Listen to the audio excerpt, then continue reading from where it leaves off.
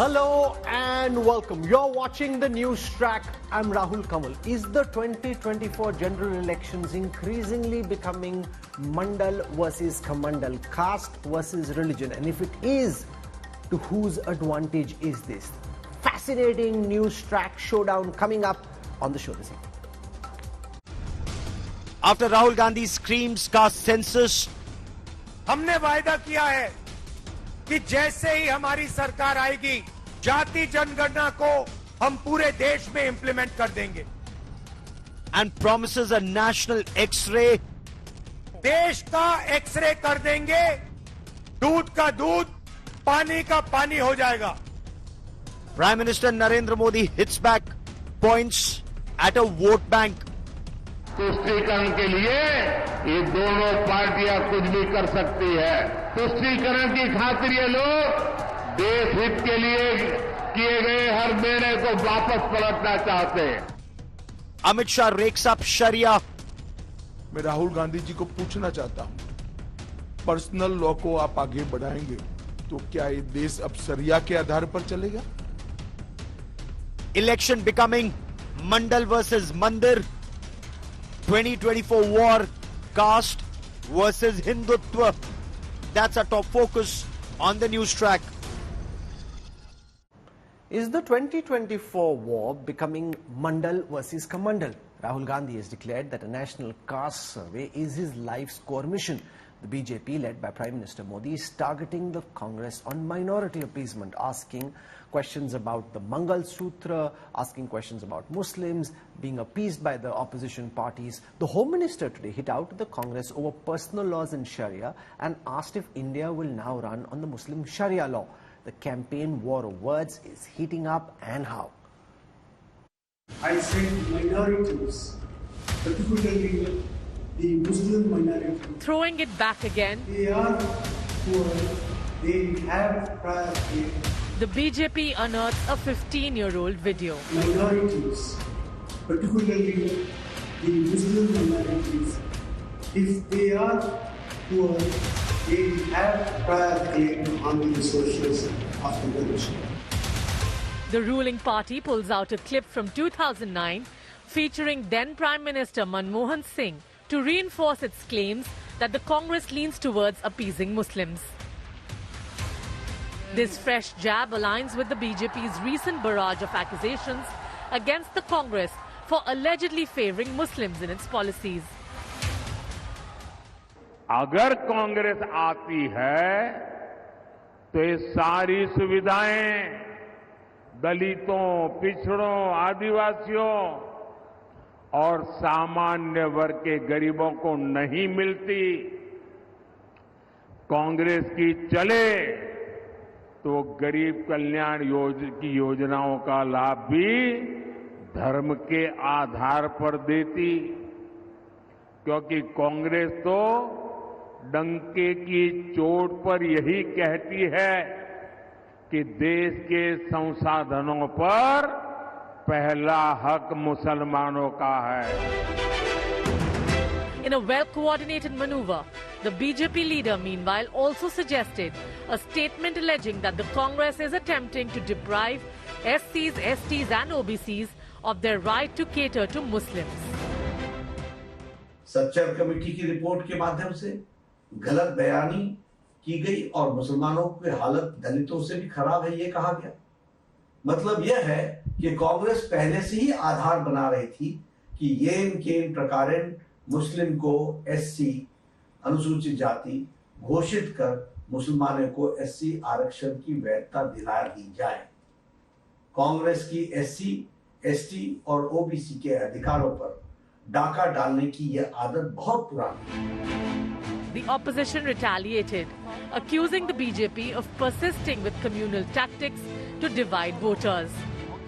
आप प्रधानमंत्री के भाषण देखते हो, घबराए हुए हैं. शायद कुछ ही दिनों में स्टेज पे आंसू निकल आए. 24 घंटा आपका ध्यान इधर उधर करते रहते हैं. जब पाकिस्तान की बात होगी, कभी चाइना की बात होगी, कभी थाली बजवाएंगे, कभी मोबाइल फोन की light जलवाएंगे. Political ideology dominates the BJP's campaign as the nation votes for the second phase of the Lok Sabha elections. Bureau Report, India Today.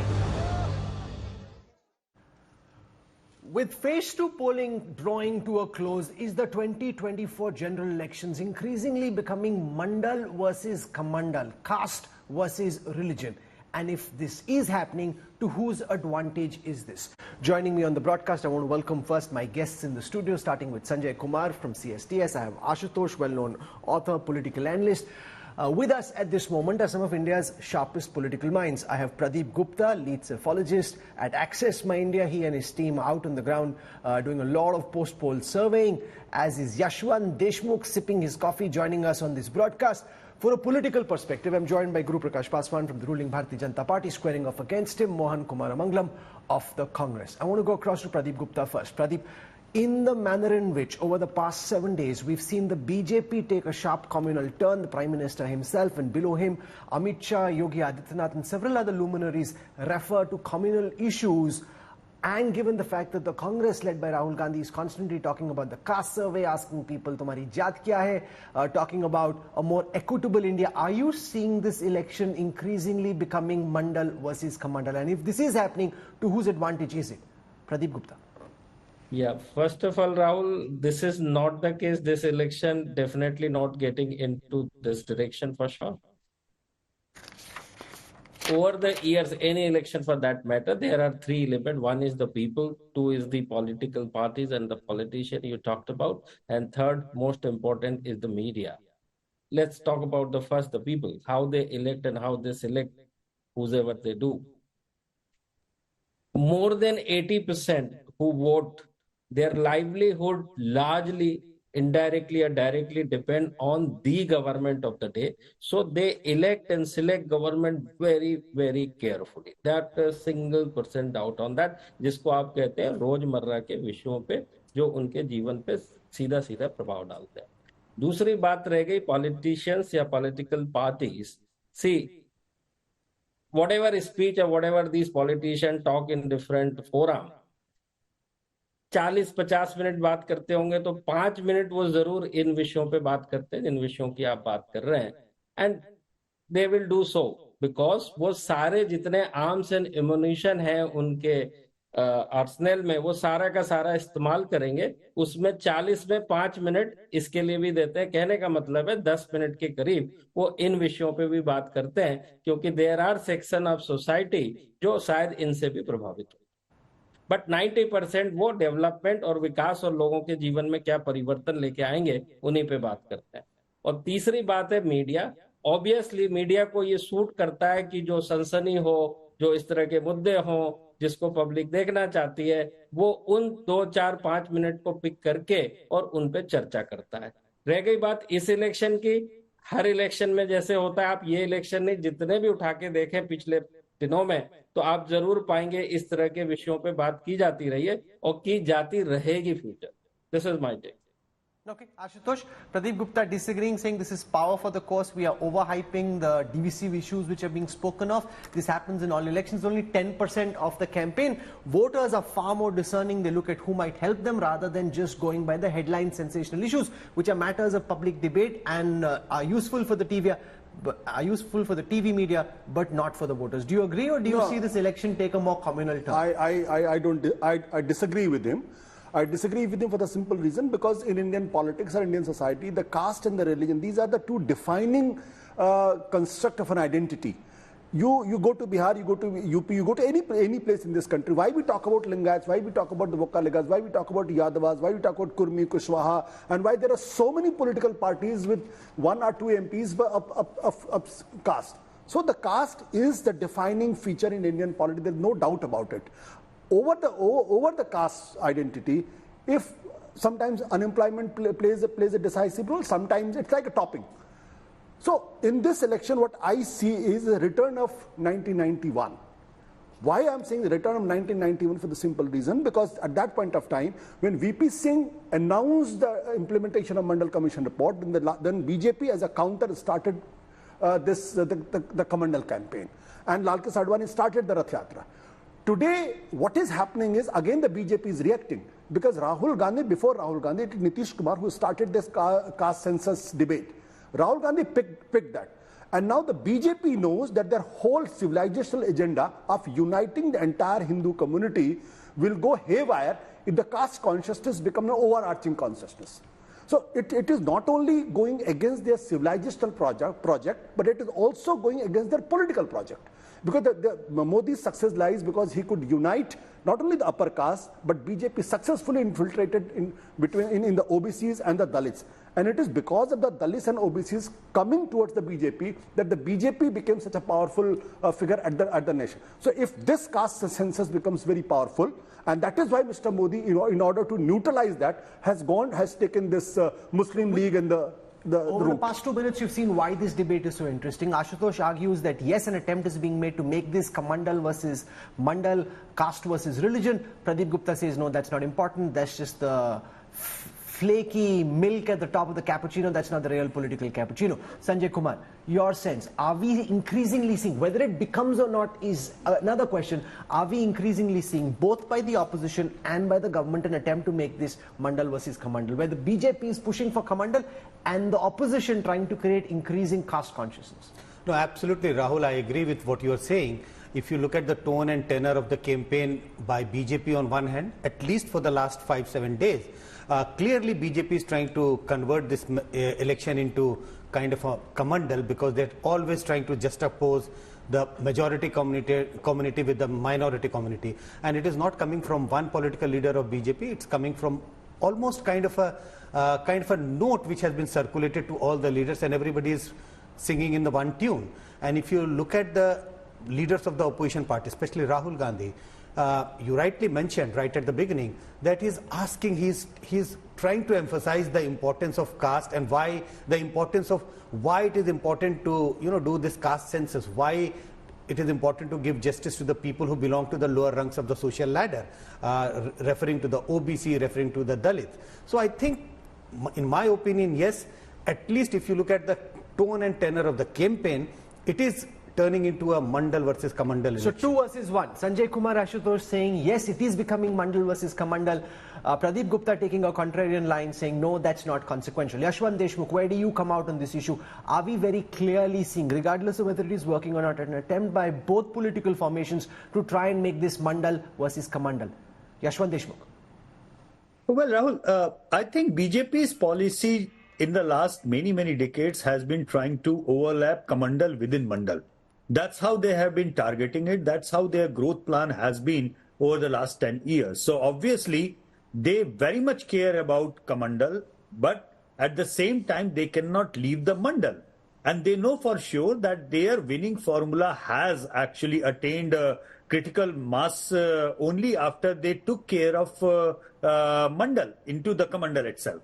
So if you remember in 1989 onward, right after the Mandal Commission was caved in, even at that point of time, the BJP leaders, none of the BJP leadership had actually criticized the reservation policy.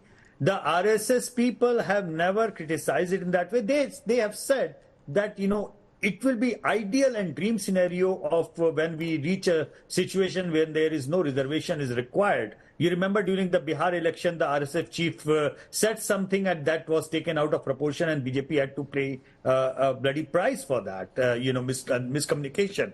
So I think as far as the RSS or the BJP is concerned, they are pretty clear about the affirmative action. There is no way they can not take into the caste thing into their consideration. And this thing is a permanent part of Indian politics. Yes, they are trying to give a larger narrative for sure that there is a developmental politics, there is a larger umbrella where, everybody is equal. But let's face the fact, you cannot take the caste equation out of the Indian context, at least in politics or in the social fabric. Okay, so Yashwant Deshmukh shaping the debate differently, saying it is Kamandal with Mandal in brackets for the BJP, and that's how they're trying to take both caste and religion together and create a formidable combination. So we've heard from the pundits. I want to go across to the politicians. I'll start with Guru Prakash Paswan, because in the manner in which this campaign started, it seems the BJP top leadership started getting some feedback from their own supporters that the campaign was a little thanda, that it lacked that spark, the fizz, the energy, which is why the Prime Minister went all out with this hyper-aggressive blitzkrieg in an attempt to charge the base. And from what we can see, while the final voting percentages aren't out yet, from what we can see from the morning, there seems to have been heightened voter enthusiasm relative to the first phase. So do you think this strategy is working for you from the BJP's perspective? And given that the Prime Minister lays so much emphasis on trying to position himself in India as a Vishwa Guru, he's going out meeting Arab sheikhs, do you think while this may be beneficial in the campaign, it could potentially mar his longer-term reputation? How do you respond to that? Guru Prakash Paswan. No, Rahul, I think it's a very interesting discussion, and the way you have articulated how this election has transformed into a Mandal versus Kamandal. For us, for the Bharatiya Janata Party, it's about Sabka Saath, Sabka Vikas, Sabka Vishwas. When you speak of Kamandal, what we see is a moment of civilizational renaissance. This year's Ram Navami, I think it's after 500 years that the Ram Navami was celebrated at such a grand scale at the original place of the birthplace of Ramlala. So I think it's a moment of renaissance for Hindus, not only in India, but across the globe, across the world. Second, when you speak of Mandal, again, we speak of Sabka Saath, Sabka Vikas, Sabka Vishwas, and Sabka Prayas. For the first time, Rahul, we can see a woman from Adivasi community at the highest constitutional office in the country. A man from humble background, from the extremely backward caste, is one of the most powerful prime minister in the history of our country. Narendra Modi is an EBC. President Draupadi Murmu is a scheduled tribe. So we walk the talk, unlike the Congress party. Be it giving constitutional status to the National Commission of Backward Classes with a historical representation. No, but some of those are OBCs. rhetorical points, Guru Prakash Paswan. I want to draw you to the current debate. The Prime Minister himself talking about Hindus, Muslims, he had conveyed the impression that he's risen above this, that he is playing for history, he's looking at his legacy. The moment he brings himself down to this communal mud pit, where he's flinging the same kind of mud that a lot of other junior leaders in the BJP may have, but the Prime Minister, while he was governing, was trying to oppose. So it seems his idea is, my governance is secular, but campaigning needs to be partly communal. No, I think, Rahul, it could be your personal view, but what Prime Minister said... I'm just asking a question, I'm not giving you my view.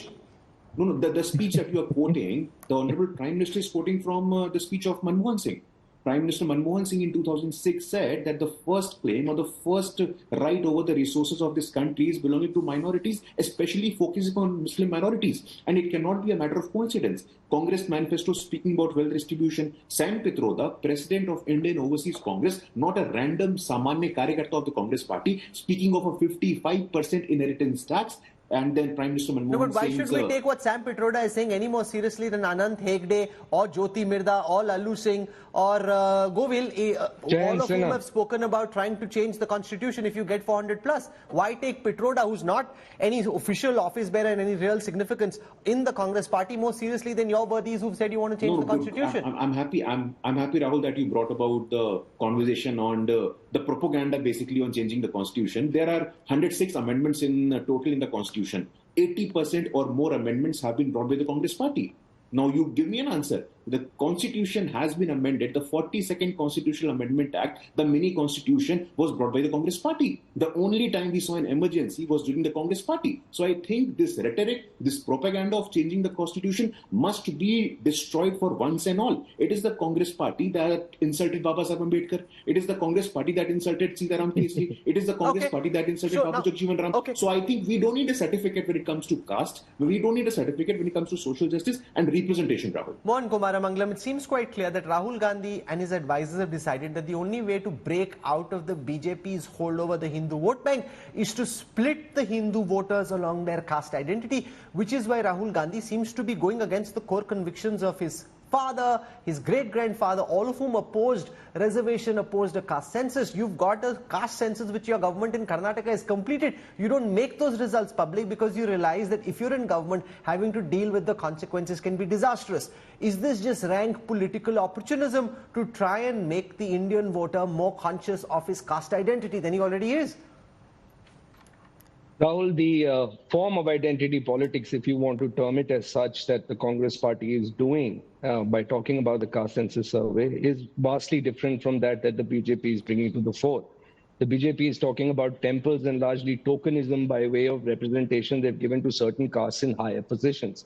What we are talking about is doing a solid caste census survey so we can provide adequate representation to backward caste, to social scheduled caste, scheduled tribes in positions where they are lacking right now in representation. No, but this Rahul isn't Gandhi isn't seen as a caste leader, unlike a Lalu or a Mulayam.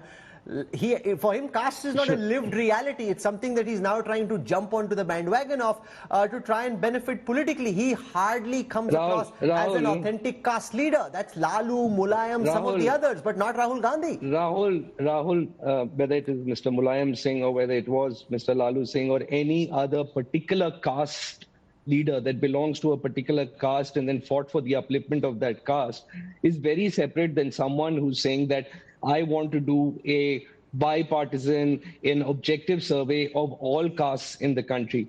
And by saying what you're saying, Rahul, if I were to draw an analogy, and I'm not comparing Mr. Rahul Gandhi to Mahatma Gandhi, but this was the vast difference between the, purview, or rather the way that Mr. Gandhi, Mahatma Gandhi thought about caste upliftment and how B.R. Ambedkar thought about it. Mr. Mahatma Gandhi said that we want a Harijan Sevak Sangh where all castes would work for the upliftment of social castes and scheduled tribes. It wasn't adversarial. He didn't belong to any of the castes that he was talking about uplifting. Okay. So you don't have to be belonging to a particular caste. With Mahatma Gandhi, but that's the first. Fair enough. You made that point. I said very clearly that I'm not comparing the two. So in the second part of this conversation, I now want to pivot to whether Rahul Gandhi comes across as a genuinely authentic caste leader, Ashutosh, because Lalu Yadav, Mulayam Singh were leaders who'd grown in a certain socio-economic environment. For them, caste was a lived reality. Rahul Gandhi, when he asks an Agarwal, do you understand GST? It's very clear, okay, this is someone who's, trying to play this game, but doesn't necessarily breathe and live caste, because frankly, for many of us, caste hasn't been a lived reality. Does he come across as genuine in his effort? Do you think it's working? Or does it look very upar ka just to try and benefit from this politically? See, it is not necessarily that Rahul Gandhi should look genuine or should not look genuine. You think he doesn't need to look genuine? I know. I'm not getting into that argument because I go back in history and I see who started this whole Mandal movement. It was done by Vishwanath Pratap Singh. And Vishwanath Pratap Singh unleashed the kind of energy which has completely changed Indian politics in the next 20 years. And he was an upper caste leader. He was upper caste leader. He was a Kshatriya. He was a Rajput, and in the past had never ever aligned himself with the OBC politics. So you think if you pick the right cause, it doesn't matter what your caste is. It doesn't have to be a lived reality. See, even at that point of time, it was not that the Vishwanath Pratap Singh genuinely believed into the social justice.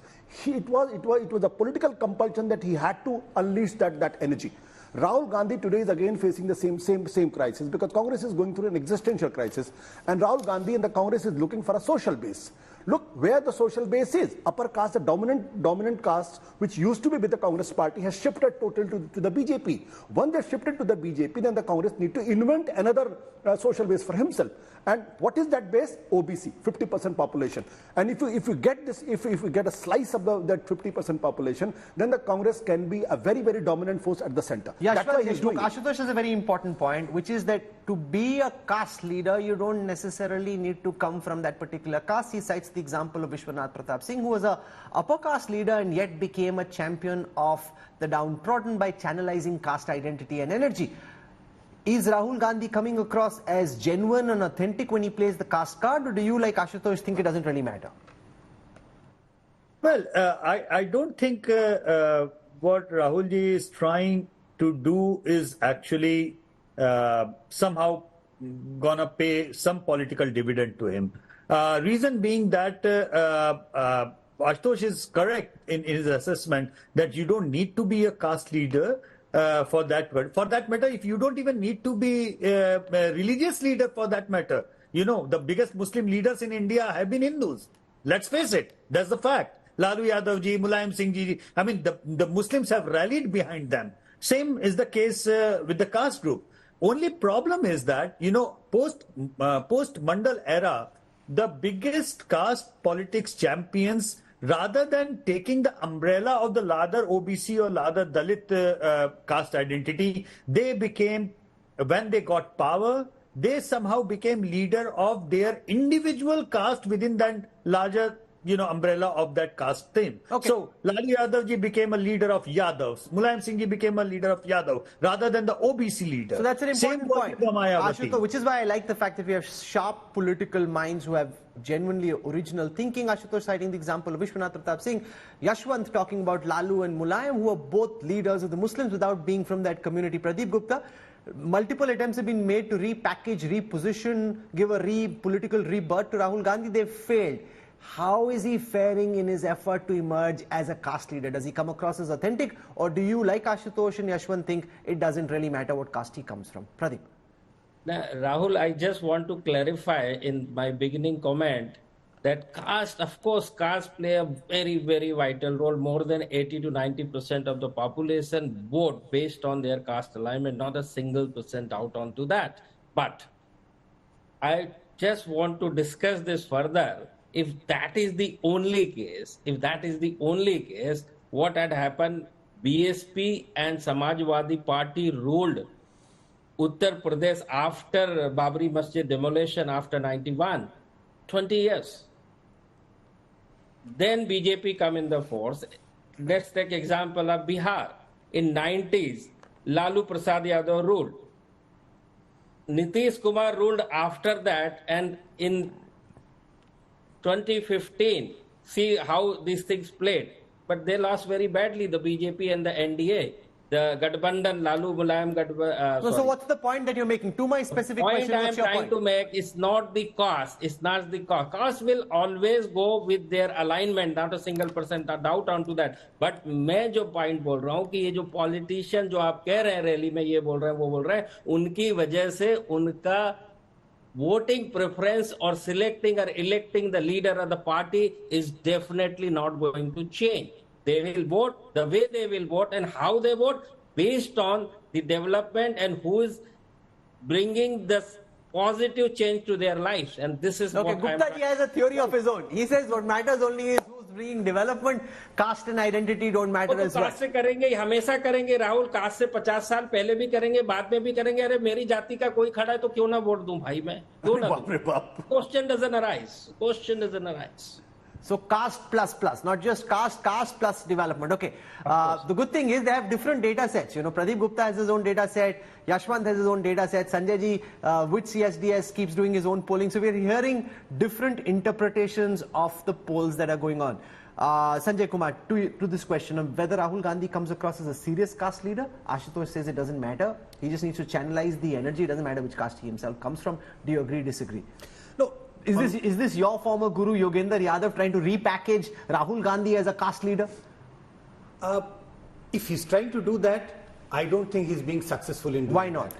That. Because it doesn't resonate. When he, in a t-shirt and in a jeans, if you start speaking about, I am committed for the welfare of the Dalits and I am committed for the welfare of the Vishwanath Pratap Singh did this. Yes, but Vishwanath, I'm not willing to compare Vishwanath Pratap Singh with Rahul Gandhi as a leader, because leave aside the caste identities, but the way they have done the politics, the way their entry into politics, the way they entered into politics is very, very different.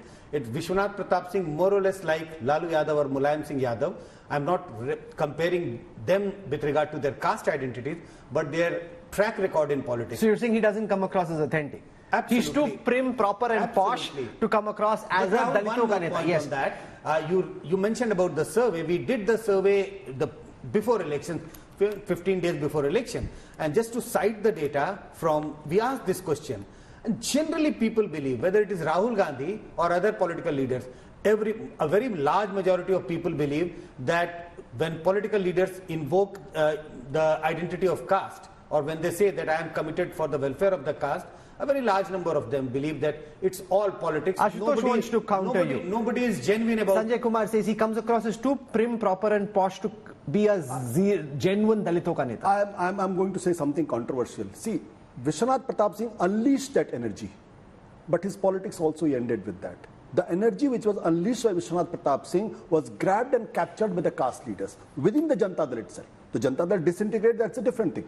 So there is a danger here, inherent danger, that Rahul Gandhi might unleash that kind of energy, but the caste leader within the Congress party they can grab the moment and they can become big and they can take over the But who are the big caste leaders in the Congress right now? Pilot, Gujjar leader, and there is a Bhupesh Baghel in Chhattisgarh. There is a even Khadge Saab is a party president. So Congress did try to do social engineering within the party in the last 3-4 years. Okay, Guru Prakash Paswan has his hand up. He wants to come in on whether Rahul Gandhi comes across as an authentic caste leader.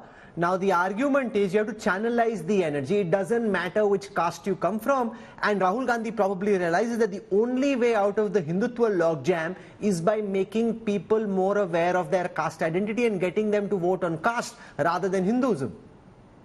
No, Rahul, I think you have used a very interesting phrase called lived reality. And Rahul Gandhi is bereft of that lived reality and lived experience, for want of a better word, if I can say. And that is what distinguishes Prime Minister Narendra Modi. Like I said, and it's a very important sociological point as well. What distinguishes Lalu Prasad Yadav, Mulayam Singh Yadav, and for that matter, Narendra Modi as well, because they have seen the difficulties. They have seen what it means to be a socially marginalized community in India. They have seen the financial backwardness. And in the same lane, right now, Ashutosh ji compared Mr. Rahul Gandhi of unleashing the same level of energy as Rajnath Pratap Singh. My Congress spokesperson said that he is akin to Mahatma Gandhi. I'm sure he's aware of the fact that there were huge amount of disagreements between Ambedkar and Gandhi. Ambedkar went on the extent of writing a book, What Congress and Gandhi Did to the Untouchables. So I think comparing Mr. Rahul Gandhi to Mahatma Gandhi, or for that matter, bringing Ambedkar in the same conversation, it is just a historical injustice that we do. Okay, so Mr. Mohan Kumar Amangla. I completely agree with what Sanjay ji said. Let me start with a couple of things. Just 1 second. Mohan, 1 second. Let him complete. Let him complete. Mohan, 1 second. Let him complete. Go on. 20 seconds more. No, I think I agree with the proposition of Sanjay ji that Mr. Rahul Gandhi is too fancy, too pedigreed, too prim, and too proper to sort of ignite. Let Mohan Kumar Amanglam respond to this argument that he's simply too prim, proper, and posh to come across as an authentic caste leader. He hasn't really seen poverty like Prime Minister Modi has, and therefore when he speaks of the poor, the voters say, ye kaise bol? He's never seen poverty. What does he know of the poor? Who hasn't lived caste? What does he know of caste? I really don't know where Mr. Modi saw poverty itself. I only hear rumors about his background, frankly, and his degrees, and we have no real idea of how he grew up, frankly, on what conditions he grew up. All I know is that he declared his own caste to be a backward class after he became chief minister. Now, Guru Prakash said earlier that we made a lot of amendments. The first amendment made when Nehru was prime minister was to protect SC/ST reservation because there was a case filed in Madras High Court to that extent. So all the amendments were made has been to protect the history of social justice that was enshrined in our constitution after we became independent. Now, I'll say something. I think I agree with both Ashutosh and Pradeep Kumar to some extent. I think the larger issues that, pertain to livelihood, unemployment, price rise, these matter to the voter. Where caste identity intersects with utilitarian issues is in the issue of reservation. And that is the one thing that people have been scared of. I think, Rahul, if you talk to other experts about what happened in phase 1, there is an issue that if the BJP changes the constitution, it will be to eliminate or marginalize. No, but that's the Congress doing on WhatsApp University what the BJP used to do earlier. The BJP has not said anywhere. We are not in the BJP has said nowhere that they will change the constitution. No, I have seen some. We don't have the kind of money to run WhatsApp University. Sir, आपने भी बना लिया अपनी team. Nowhere near the resources. No, you don't have those resources. No, you haven't. हमारे तो account ही freeze हो गए तो हम कहाँ से लेके आएंगे WhatsApp University? चलो ठीक है आप क्रेडिट दे रहे तो हम ले लेते हैं. No problem. I have no problem. No, but I am just telling you. On a more serious note, very clearly, the opposition has built enough of a narrative around the constitution being changed, which is why the Prime Minister and other BJP luminaries are responding to it. Otherwise, if it wasn't an issue, they wouldn't have to respond to it. What is the BJP's response? The BJP started this campaign with mutton, then went via Mangal Sutra straight to Musalman. Where is Vikas? I'm still looking for Vikas in his whole campaign. All I see is the same old Hindu-Muslim rhetoric that he hopes will bring people out to vote, which I don't think will happen. In the last part of this conversation, I now want to focus on whether the Prime Minister's hyper-aggressive pitch over the past week has actually worked in enthusing the BJP cadre and bringing them out to vote in phase 2. Is phase 2 likely to be different? Because has the BJP been able to ensure that their own voters who are conveying the sense that the election is a little lackluster, thanda hai, have they now been energized? Sanjay Kumar, I'll start with you. Do you think the campaign that we've seen in the past 7 days no matter what the morality of it, do you think it's working from the BJP's perspective? At least from whatever data which we are getting from the ground up till now, the long queues which you can see in, say, cities like Noida or Ghaziabad and many other parts of the country, I do get a sense that whatever campaign has been done by Prime Minister Modi and other BJP leaders, that's making an impact on the ground, that has been able to enthuse the party workers, especially the BJP workers, and we see the result that maybe this second round of election, second phase of election will witness a higher turnout. In states like Rajasthan, there were several seats, Ashutosh, where the campaigns seem to be becoming very localized around caste issues.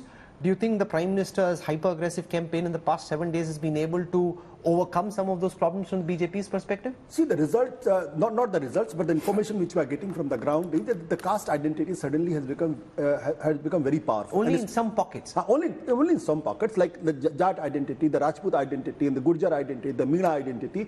They have started playing some kind of politics in that sense. I think the Modi has realized that if the Hindutva narrative is getting weakened, then certainly there is an issue, and it is neutralized that caste consciousness in the certain particular castes.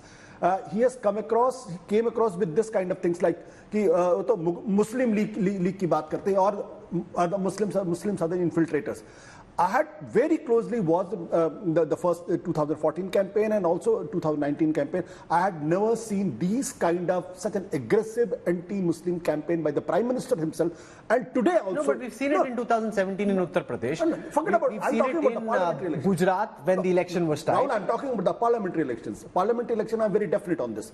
Today, if you look at the second phase of the polling, the JP Nadda is coming and making a huge statement, almost a minute statement, especially on the Muslim appeasement. Then Amit Shah coming out and talking about the Sharia law. Yogi Adityanath, if the Congress comes into the picture, then they will bring the Sharia law. Now, from where suddenly the Sharia law is coming? Let Guru Prakash Paswan respond to this, because when you say Mangal Sutras will be taken back and given to Ghuspaitias, the Congress hasn't said this. Even when your party says that the Congress intends to bring Sharia law, it's almost as if you're building a post-fact reality where this is, no one said it, it's unlikely to happen, yet because it's politically expedient to you, you go out and say this. Guru Prakash Paswan. No, Rahul, see, the problem is that Ashutosh ji would definitely selectively pick out statements from our leaders, Prime Minister Modi or Amit Shah, but he would not be wary or conscious of the fact that he's also speaking of 40% more Muslim girls going to higher education institution. You should also be aware of the fact that... No, but who in the Congress said they intend to bring the Sharia law? No, Sharia law. Rahul ji, one incident, one bhashan you are taking out of the entire political discourse, that is unjust. What we are speaking of is sabka saath, sabka vikas, sabka vishwas. For us, this election is beyond caste and beyond community. It is not a matter of politics for us. For us, when if you listen to Guru Prakash Paswan, you would agree that this is what they're saying. But if you listen to some of the comments which are being made, it's quite clear, because this is not being said in some WhatsApp group. It's being said on camera and in public. I think you should send Guru Prakash Paswan to go be Mr. Modi's No, 1 second. Mohan Kumar Manglam, you're being unfair. Let him complete. I'll come to you. Let's do this nicely. No, Rahul ji. Two very basic points. When it comes to triple talaq, who abolished triple talaq? It was the Bharatiya Janata Party. We very well remember, you speaking of Sharia law, in 1985, Shah Bano, what was her fault? Shah Bano was a divorced Muslim woman, and the Supreme Court gave a very progressive judgment of giving maintenance to that woman. The Rajiv Gandhi government, is it not like Sharia? Is it not... okay, so Sanjay Kumar says, Mohan Kumar Manglam, that what the BJP and the Prime Minister are doing is working. Regardless of the political morality of the attempt, the fact is all is fair in love and war. In an election, they want to come to power. If they come to power, you can keep your morality to you. Mohan Kumar Manglam. Rahul, I thought they were already coming to power. It was a matter of how many seats, no? 400 par. Even you think so? Even that's gone away. No, I'm saying that's what they were saying, na? वो तो कह ही रहे हैं ना? तो भैया, what is the need for dividing society? If you're so clear that you're coming to power on your development rhetoric or on your other rhetoric, it's been so long since I've heard sabka saath, sabka vikas. I think Guru Prakash Paswan should go be Mr. Modi's speechwriter. Maybe we can hear all these lovely lines after a while. I haven't heard him from Mr. Modi's mouth for a long, long time now. If you're winning so comfortably, money from Hindus, Guru Prakash Paswan, why do you need to say these kind of comments? No, I think, see, Rahul, we are very categorical about it. 1.4 billion people of India, everyone regardless of caste, community, gender and only yesterday, Dilip Sardesai, a Goa Forward Party leader, in presence of the India Alliance, they said Uttar Pradesh और बिहार के लोगों में बुद्धि कम होती है. Every day, every single day, you see lines being drawn on the basis of caste, on the basis of religion, on the basis of region, on the basis of language. No, what is this? This is beyond our comprehension. Every single day, divisive political agenda and propaganda by the Congress Party. Now, Pradeep Gupta, do you buy this? No, listen, I need to cut my time off, Rahul. Okay, very quickly. Mohan Kumar Amangam, 20 seconds. Rahul, very quickly. Rahul, I'm tired of these lies that keeps coming out of the BJP. They didn't abolish triple talaq. The Supreme Court did. They actually criminalized triple talaq, which everyone objected to.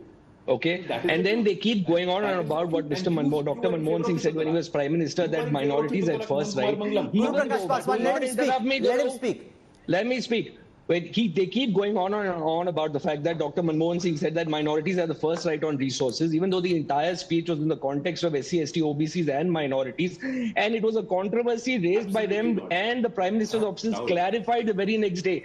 Let me hear this Prime Minister clarify that he really means sabka saath, sabka vikas. Yashwant Deshmukh, this harping back to those two speeches by Dr. Manmohan Singh. He's retired now from active political life, but those speeches have become front and center of the BJP's campaign. Do you think the BJP is pushing this aggressively enough for this to work? Because, you know, one is Manmohan Singh said it, but he said it so long back. Is it still consequential, or do you think just with the conviction with which it is being said, it's serving BJP's purpose? यार बहुत दिक्कत यह है कि कुछ बोले नहीं तो आशुतोष बोलेंगे चुनाव बहुत ठंडा चल रहा है. मैं क्या कह रहा हूं भाई?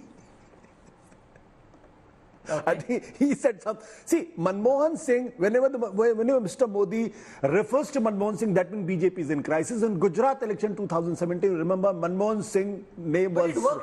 That's what I'm saying. But the BJP won in the end. That's what I'm saying. That means there is something wrong with this Lok Sabha election. BJP is not very confident. That's why Manmohan Singh is invented. Gupta, do you buy this? That some of what we are seeing, Ashutosh argues, is a betrayal of some underlying anxiety. Otherwise, if it was just all bum, they wouldn't need to do this. That they were winning comfortably on a pro-development agenda, the Prime Minister wouldn't need to get his hands dirty in this fashion. Rahul, I always say saying and doing, कथनी and करनी, ये सब बोलते रहेंगे, सब बोलेंगे, लेकिन होगा वही जो करने से होगा, कहने से कुछ नहीं होगा. वो सब कहते हैं, उनके अपने अपने पर्पस हैं, अपने अपने एजेंडा है, वो कहते रहेंगे. Speaking in riddles. What are you saying? Clearly बोलो.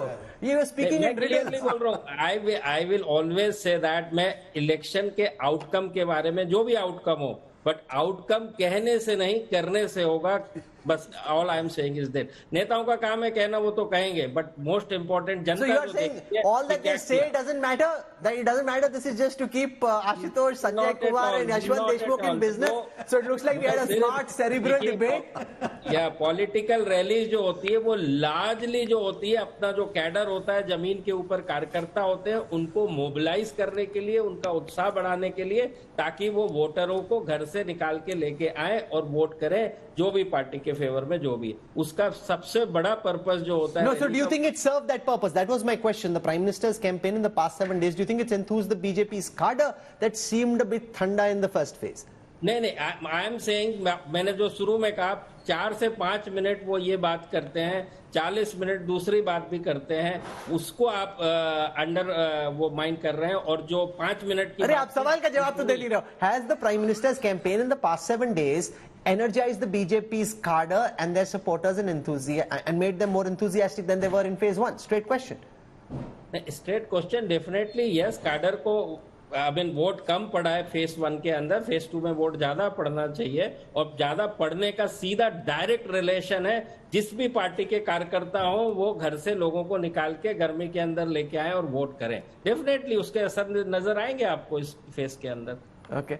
Pradeep Gupta is now beginning to sound like one of the top Sangh leaders. Sometimes they speak in riddles, so you have to join the dots of what is being said. I mean, they may be saying something deeply profound, but you have to join the dots of what they're saying to try and understand the core meaning. Yashwant Deshmukh, on that same question, before I wrap up, do you think this campaign is working? Is it serving the BJP's political agenda and helping bring more voters out to the polling booth?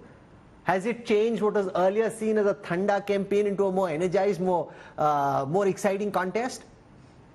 Rahul, whether it is a question of the caste-based equations or whether it is a question of turnout, there is a one common thing which I am sure Ashutosh and Sanjay Bhai would also agree with that as a cloud burst, if you do not have a proper rainwater harvesting management system in place, majority of that rain goes into the drain. Now you're also sounding like a leader who I can't understand. I'm telling you the why is everybody sounding so philosophical today? Is it like the World Philosophy Day? Go on. Rahul, the big difference between the Congress and the BJP right now, or the opposition and the BJP right now, is the organizational strength, courtesy the RSS, to make impact of reaping in that kind of situation where majority of the voters go out and vote.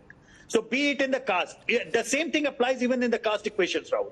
Simply because you may have a caste leader coming through, but if you are not working on the ground, if you do not have an organization which is working on the ground, you may or you not reap the benefit of that. I understand data, I understand analytics, I understand statistics. I don't necessarily understand philosophy. And we have a situation where pollsters are barred by the Election Commission from doing polling or revealing what their polls are showing. So therefore, pollsters are turning philosophers instead of psephologists. Very quickly, I'm out of time.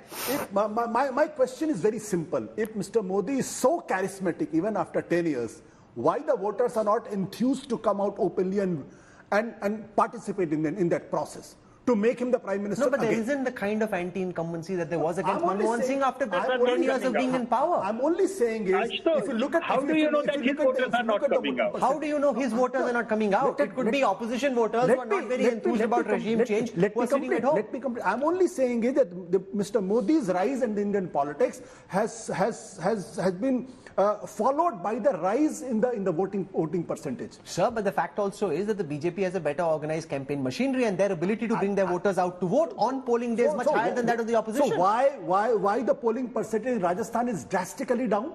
Why? No, I have a theory on that, which is depending on the efficiency and efficacy of your state government, it also determines local enthusiasm. In Uttar Pradesh, the BJP isn't facing those issues, it's facing them in Rajasthan. Does that mean that because of local internecine issues, like say, for example, former chief ministers being upset with the fact that they were shafted and not given pride of place, are there local issues which we aren't seeing in a state like UP? Rahul, the fact of the matter is, you take any state in the North India, when the parliamentary elections, Mr. Modi is at stake, the vote percentage suddenly goes up. And even the vote percent, the BJP goes up. Margaret Thatcher and Tony Blair, both of whom were very popular leaders at the end of 10 years when they were fighting their third election. They had massive trouble, much more than Prime Minister Modi does. I'm not disputing that the Mr. Prime Minister is not popular. I'm only saying is there Modi fatigue in this election? Okay, Modi fatigue. On that question, Pradeep Gupta, very quickly because I also need to wrap up. No, I totally disagree with Ashutosh ji. The facts are in front of you. Depend on the weather conditions. If you take Uttar Pradesh, the voting percentage is far more larger than in assembly election than the Lok Sabha election. You take any state for that matter. Take Madhya Pradesh. You are talking about. No, but why would you compare apples and oranges? You'll compare Lok Sabha this time with Lok Sabha last time. You can't compare assembly election which happened in December. Rahul, when Mr. Modi is there is a big voter turnout. I'm saying which is not the case. The facts are showing you the... But heat is important. I contested in 2014 and it was a similar heat. Same summer was there. May to from April to then. So if there is a dip, there has to be some reason. We've had a fascinating... There has to be some reason. What is the reason according to you, Gupta ji? Batao. First and foremost is the heat. No. Second is the summer vacation during this time. No. So most of the people goes out of vacation. So these are the can I just show on our screen data compiled by the India Today Data Intelligence Unit. This is from phase 1. It looks at whether there is a correlation between change in voting percentage and change in average temperature at that time. So we looked at the data for 2019, then we looked at the data for 2014, and as you can see on the screen right now, there is no clear correlation. There are pockets where the weather has become hotter and yet the voting percentage hasn't changed much, and there are pockets where the weather is actually cooler and yet the voting percentage is down. So there it is on your screen right now. So for example, in places like Siddhi, voter turnout has dropped 13% from the last time. The weather has changed only 1.8 degrees. In a place like Muzaffarnagar, voting percentage actually went up the weather went up by 2.5 degrees, but voting percentage was down 9.2. So on one side, you're seeing the change in voter turnout from 2019. On the other side, you see the change in average temperature from the last elections. So there is no clear correlation. There may be a mota directional correlation, but there isn't a clear indirect correlation. So if anybody says people are staying home because of the weather, that by itself, Pradeep Gupta, statistically isn't correct. No, Rahul, one more thing. There are so many things. One Correct. is whether you are comparing the city, urbanized constituency or the rural constituency. Okay. Sitting is a pure urban constituency. 2014, it was the same summer. So I'll have to do a second debate. We'll have to set up a second... I think, Rahul, just one. Yes. All things being equal, I think nature of contest also drives the voters. Yes. If it is a competitive election in a constituency, voters are turning out to vote in much bigger numbers. We've had a very fascinating conversation. I really enjoyed this. I hope so did you.